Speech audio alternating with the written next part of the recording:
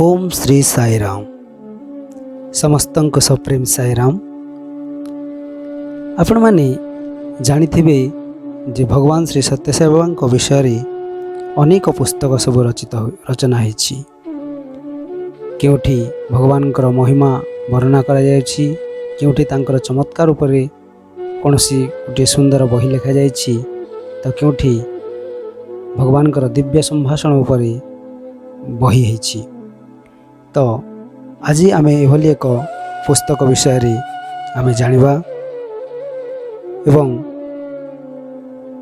एई पुस्तक विषय रे मैं कहूँ जे यह माध्यम रे आमे भगवान से सत्यसाई बाबा को आहुरी गभीर भाव में जापर, तांकर महिमा विषय जानी तांको आहुरी अधिक प्रेम कर।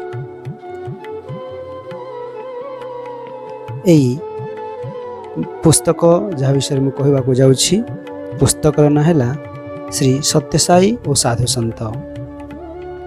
यार लेखक होती डॉक्टर जांध्याला सुमन बाबू, जहाँ को अनुवाद कर ओडिया रे डॉक्टर सुधांशु कुमार नायक एवं श्री सत्यसाई पुस्तक और प्रकाशन न्यास ओडिशा द्वारा यह प्रकाशित होईछि। आपण माने जानती भगवान श्री सत्यसाई बाबा तांकर असीम करुणा और प्रेमर सह थरे कहिथिले जे से आपे आपे ही धरापृष्ठ जन्म होई नाहंती। से कहिले जे सबु धर्म जाति और देशर अनेक साधु सन्त भक्त बुद्धिजीवी योगी और ज्ञानीजन एवं लोकमानंकर प्रार्थना जोगु तांको जन्म हवा पई आमंत्रित करा जायथिला।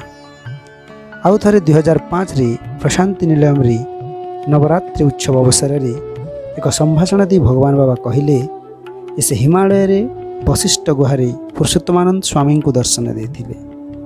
महर्षि आह्लादर सह दिव्य घटना को बुझाई कहिले जे तांको भली अनेक सन्थ अछंती जो माने प्रभुंकर दिव्य दर्शन पाई इच्छा और अपेक्षा कर रहिछंती। आपण मन जानिथिबे जे केतेक सन्थ प्रत्यक्ष भाव रे द्वार हृदय सत्यसाई पाखक जाइछंती एवं अन्य माने तांको दूरदृष्टि और कल्पना रे दर्शन करिबा आ भगवान और परम ब्रह्म रूप बोली घोषणा करिछंती। तो एही बोली अनेक साधु सन्थ महात्मा एवं परम भक्त माने भगवान श्री सत्यसाई बाबा विषय रे तांकर जो अनुभूति वर्णना करिछंती ताहाको आधार करी श्री सत्यसाई और साधु सन्त दिव्य अनुभूतिर गाथा पुस्तकटी रचित होईछि। एवं एई पुस्तक अध्ययन कला परे आपण माने एभली अनेक साधु सन्त जहाँकर नाम मध्य आपण माने शुणी नथिबे तांकर अनुभव एवं अनुभूति को आपण माने एठी देखिबा को पाइबे एवं अनुभव करिवे जे सतरे आज जो अवतार ग्रहण करछंती श्री सत्यसाई बाबा से प्रकृत रे केते महान थिले।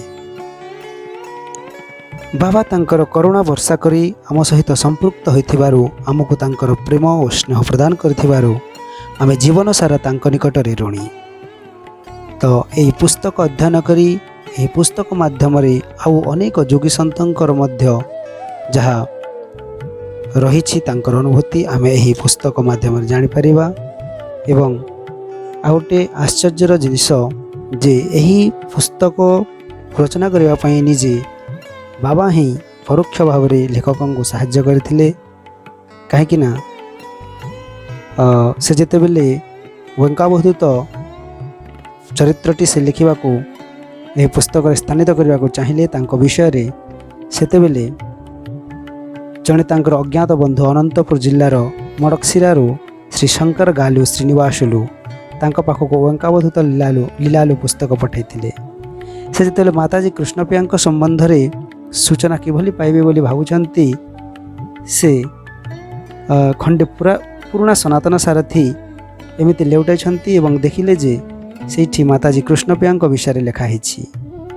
से माधवानंद स्वामी विषय जानिबा को बहुत चेष्टा कले एवं मुक्तेश्वरम ठारे तांको आश्रम जने कर्मचारी सह लेखकों जोगाजोग हो जाइछि एवं अनेक तापरे से मन पकाइले जे अनेक थर तांको टेबुल पर थिबा प्रोफेसर बिरुदुराजु रामानुजनଙ୍କ द्वारा रचित पुस्तक आंध्र जोगुलु पुस्तक से पढ़ी एवं जो कि मुक्तेश्वरम माधवानंद स्वामी विषय एक अनुच्छेद थिला।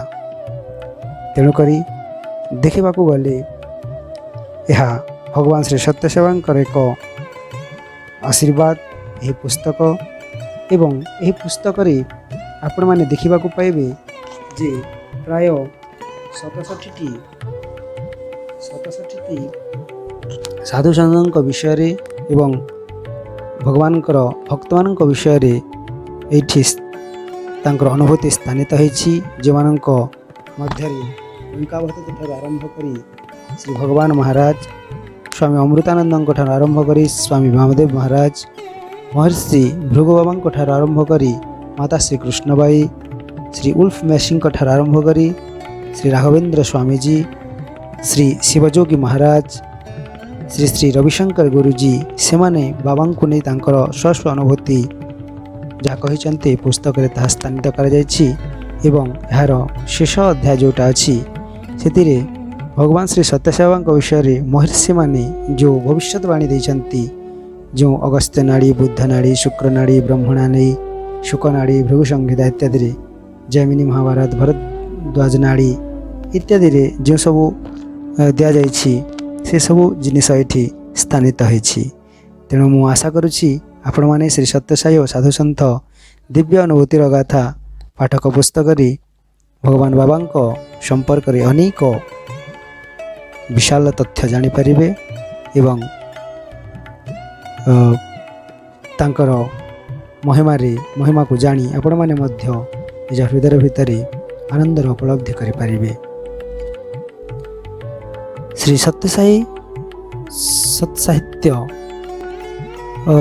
जो सब आमर अच्छी तांकर अनेक जो आमर साई साहित्य पुस्तक सब अच्छी जो भगवान महिमा तांकर कीर्ति तांकर जश तांकर चमत्कार तांकर दिव्य संभाषण सब वर्णित अच्छी से पुस्तक विषय आम गोटे पर गोटे आम यूट्यूब वीडियो माध्यम आपण पाखक पहुँचाइबा।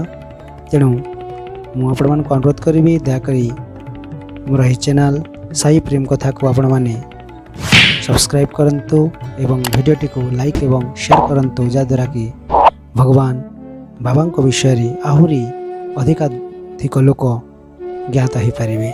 साईराम।